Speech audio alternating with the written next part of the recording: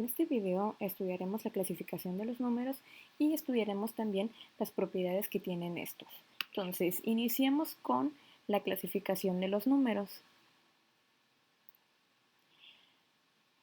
Los números son elementos que han sido creados por el hombre para poder contar y poder representar diferentes situaciones de la vida cotidiana. Entonces, los primeros números que fueron requeridos por el hombre son los números que se llaman naturales. Estos números son los que nos sirven para contar objetos.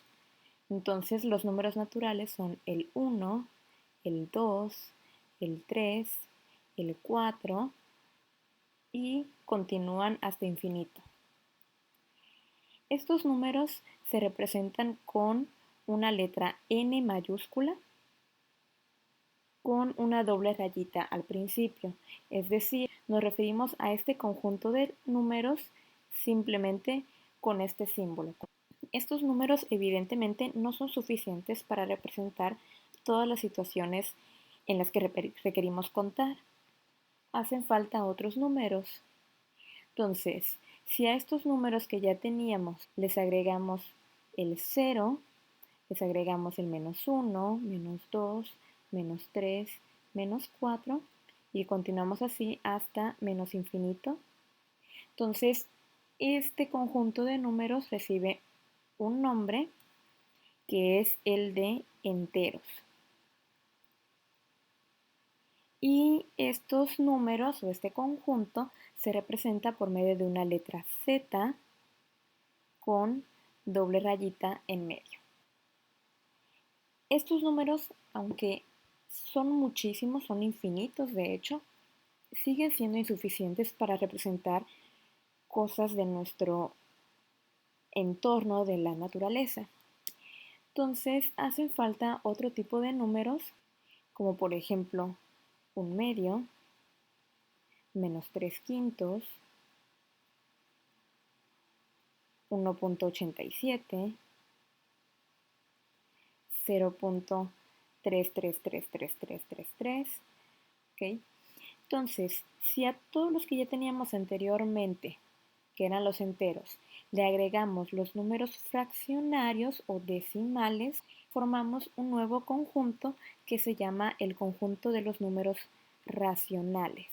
Este conjunto se representa por medio de la letra Q mayúscula y con una doble rayita aquí. Entonces, los números racionales son todos aquellos que puedo ver como una fracción o como un cociente de A entre B, donde A es cualquier número entero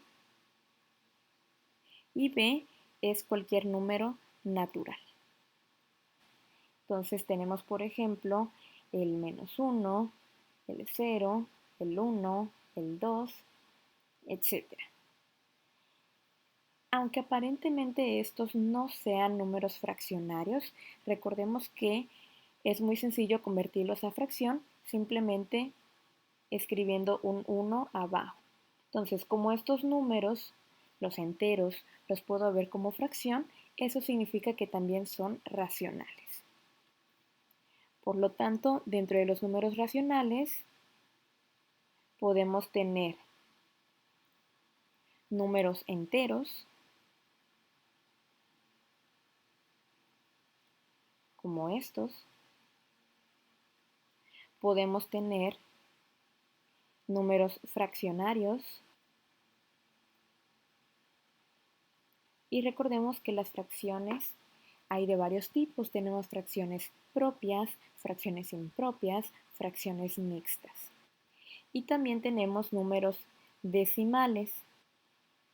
Sobre los números decimales debemos aclarar que podemos tener decimales de dos tipos. Podemos tener decimales con decimales finitos, es decir, decimales que acaban, como en 1.87. Tenemos solo dos números después del punto decimal, o sea, dos decimales y ya no hay más después. Entonces, decimos que son decimales finitos. O podemos tener decimales infinitos, pero siempre y cuando haya un patrón de repetición en esos decimales, como por ejemplo en el 0.3 con rayita arriba que escribimos hace un momento, este número de acá. Esa rayita de arriba indica que el 3 se repite infinitamente. Podríamos tener también, por ejemplo, el número menos 3.5878787, etc. Y por lo tanto, esto significa que estos dos números, que forman un 87, se repiten infinitamente. Por lo tanto, este número tiene un patrón de repetición y por lo tanto es un número racional. Tenemos otro conjunto además que es totalmente separado, está totalmente independiente de los tres que ya mencionamos. Se llama el conjunto de los números irracionales. Los conjuntos irracionales son los números que no son racionales. ¿Esto qué significa? Significa que no se pueden ver como la división o el cociente de un entero entre un natural. Entre estos números tenemos los que involucran a pi y los que tienen raíz, pero raíz que no sea exacta.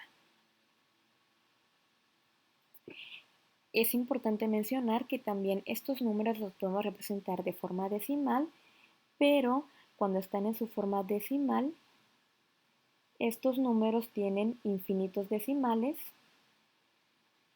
pero la diferencia con respecto a los racionales es que aquí no tenemos patrón de repetición.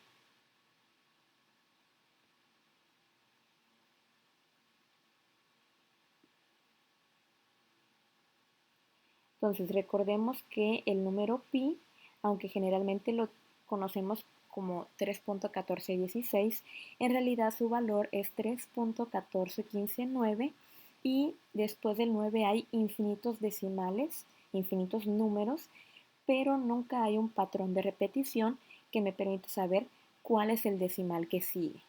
Lo mismo ocurre con números como la raíz de 2,